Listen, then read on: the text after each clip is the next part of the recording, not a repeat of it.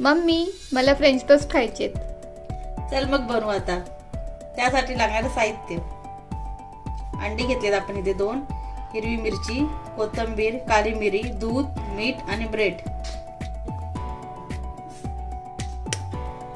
याच्यामध्ये आता आपल्याला 2 अंडे फोडून घ्यायचे.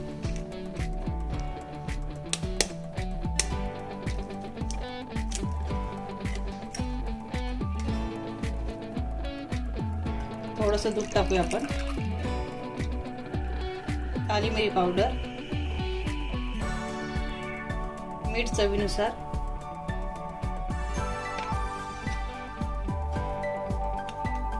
कोथिंबीर,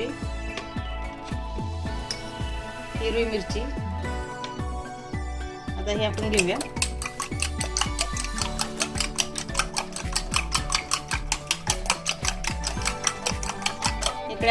इकडे आपल्याला ब्रेडचे 2 स्लाइस करून घ्यायचे. कट करून घेतलं आपण आता ह्याला.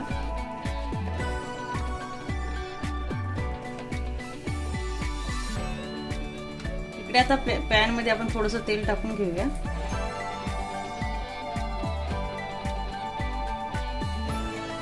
पॅनात अशी जे आपण ब्रेड कट करून घेतलेले आहेत ते ह्या मिश्रणामध्ये डुबवून फ्राय करून घेऊया आता आपण.